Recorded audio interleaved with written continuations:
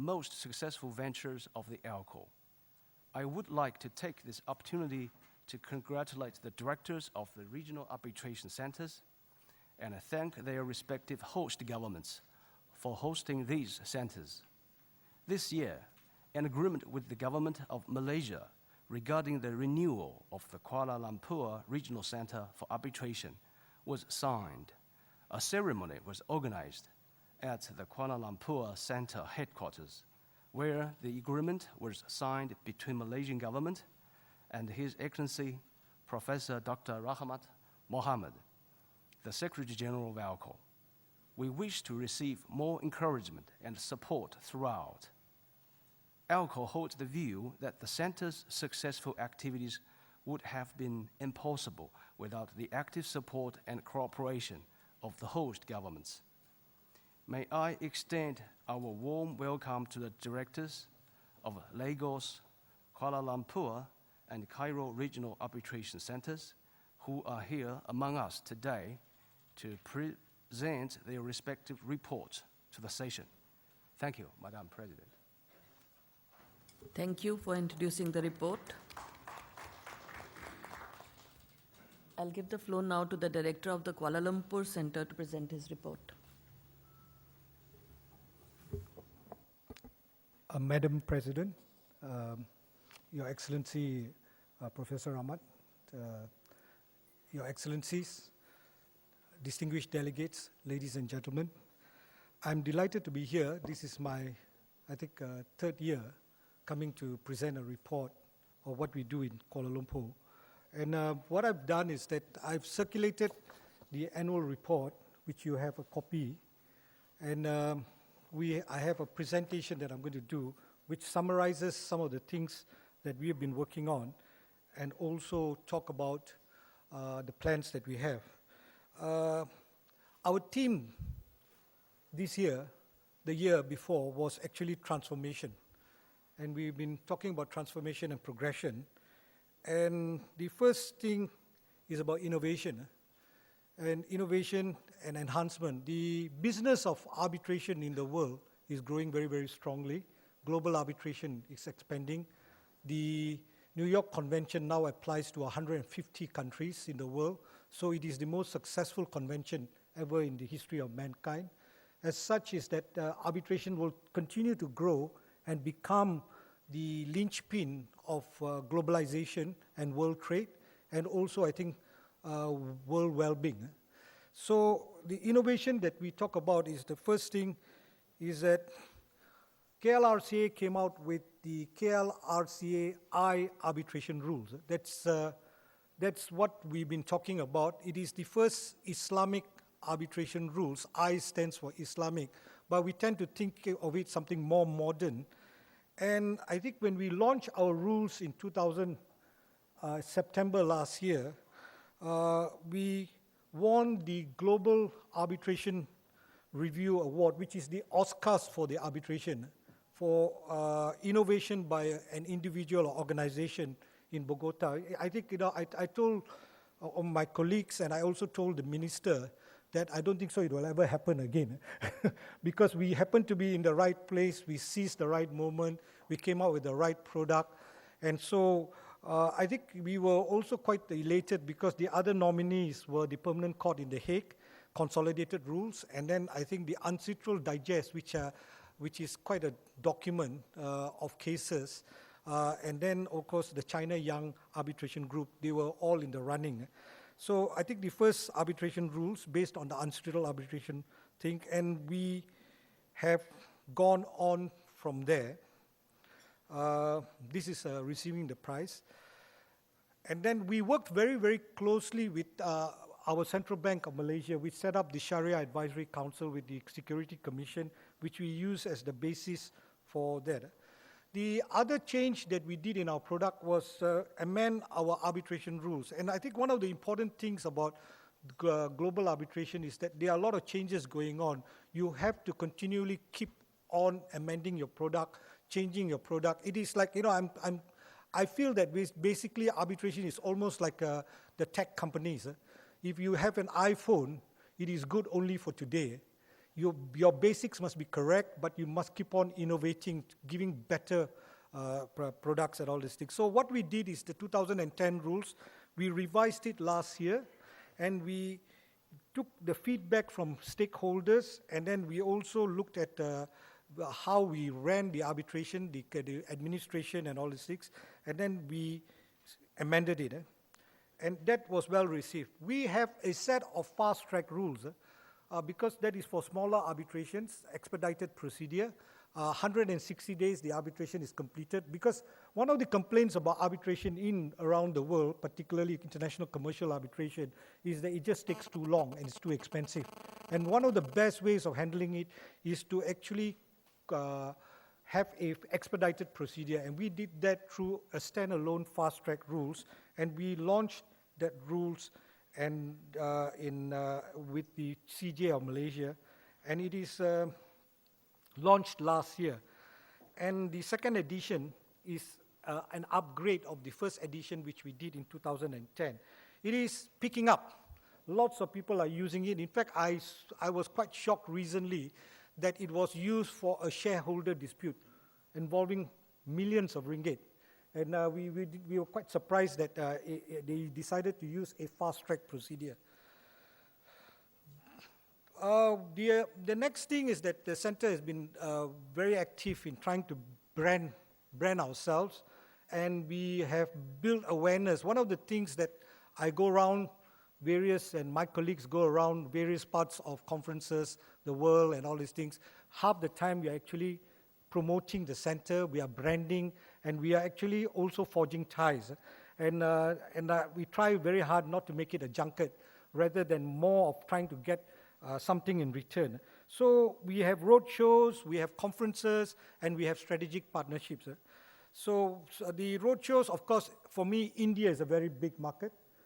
India is one of the biggest market. If you look at SIAC, for SIAC, Singapore International Arbitration Center, if you look at the caseload, the biggest number of parties in Singapore coming to arbitrate internationally in Singapore are Indian parties, involving Indian parties, and then Chinese parties, and then you have the Americas and the Europeans, and then ASEAN.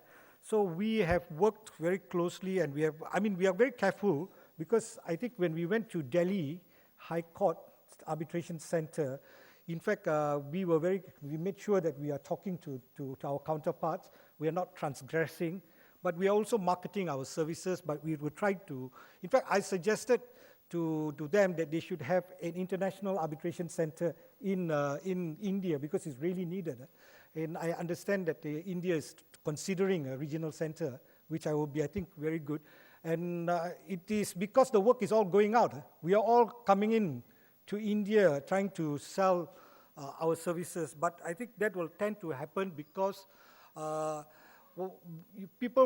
Indians may not want to use Indian parties, or counterparties may not want to use India. But anyway, we did our roadshows. We went to International Arbitration Day in Stockholm, where we actually marketed our services there. And at the law conference, our biggest supporter is our Prime Minister. I must say, Yang Amat Hormat, the most honorable Prime Minister of Malaysia, has been one of the biggest supporters. In fact, I think the reason I was appointed as director was due to his decision to have a practitioner. And I think he was there at the law conference, and he emphasized his commitment, the government's commitment, to promote arbitration, international arbitration in Malaysia.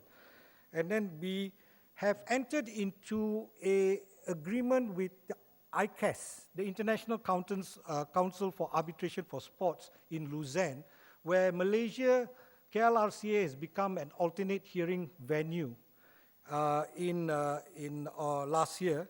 And we are hoping through that to have synergies, to have more sports arbitration. We are starting to work on it, but because we are already an alternate, in fact, Singapore was going for it, but we got it. I think the other one is in Australia, which is a bit far away. You need to have a hub. So Malaysia has been accepted, and we have promised them all the facilities that we will get in our new building, and they are quite happy. We hope to use that as the base to build up arbitration sports in Asia, sports arbitration in Asia. Forging ties, we started, one of our bigger markets is actually China. As I mentioned, if you go to Hong Kong International Arbitration Center, the number of Chinese cases are amazing. So I think it's also in Singapore, we are trying to get some of those cases. So we started to work with CAFTA, which is the China-ASEAN Free Trade Agreement Center. So we are working with them to work out, to move into China. But again, we are very, very careful again. CTEC. China is the biggest arbitral body in the world, CTEC. In China, they had 200 arbitration commissions, but the biggest arbitral body in the world is CTEC, and we are in fraternal greetings with CTEC, and we work very, very closely with them. But again, the work that comes out, which involves, let's say, Chinese parties and counterparties, which cannot be arbitrated in China or Hong Kong, we are hoping to get some of that work. The other thing is building capacity, and we entered into a agreement where I think Prof. Rahmat was there, His Excellency Prof. Rahmat, and we entered into an agreement to actually have a master's program in ADR, where the university, the National University of Malaysia, will come out with a new program so that we can build capacity, at least in Malaysia, and also it will be open throughout for postgraduate students coming in. It's a master's degree. We've been extensively in the news. Or every week we have some event going on. We have international news, we have local news, and we keep on hammering the message across that we want to be a hub. We want to be an ADR hub, and then what are we doing? What are the products that we have? We also talk about all the infrastructural changes that are going on, the legislative changes that have been done that make it so attractive. Again, the other thing is that we cannot go the normal way which the other centers are going. Like Singapore, we always have to compare. If you want to be a center in Asia, you will have to compare with Singapore or Hong Kong because they are the real centers that are moving ahead. So we actually peg it against them, but we try to do a blue ocean strategy and move away from what they are doing into markets that we can create ourselves. So one of the things that we have done is that we have been looking at what niches we have. The Malaysian government has been very, very comfortable with the center. They have a lot of confidence. In fact, they gave us what is called the Construction Industry Payment and Adjudication Act, which sets out statutory adjudication in the construction industry. The sole adjudication authority that is named in the Act is Kuala Lumpur Regional Center for Arbitration. It is a big milestone for KLRCA. In fact, I think that is really a commitment by the Malaysian government to say that it will ensure whatever ADR kind of work that comes to that is occurring in Malaysia will be focused in building up KLRCA. So that is a very, very big thing. What that act does is that only 5 jurisdictions in the world that have this act. You have the UK, you have certain states in Australia, I think now all states in Australia, Singapore, New Zealand, and now in Malaysia. When there is a payment dispute as regarding to a construction contract, and cash flow being a very important part of the construction process, most construction disputes arise from lack of cash flow or lack of payment. What happens is that it introduces a dispute resolution mechanism which is temporary but binding. That means you pay first and argue later. And that dispute resolution mechanism works in Malaysia within 95 days. That means we will, from the date the dispute starts, the decision must come out in 95 days and it is summarily enforceable. And then after that, you go to litigation or arbitration, but you pay first. The cash flow of the project goes on. So I think this act is going to revolutionize the building industry. It's quite a far-thinking act, but we have been given the big role. Islamic arbitration, we are taking the lead. I'm looking at counterparties rather than only the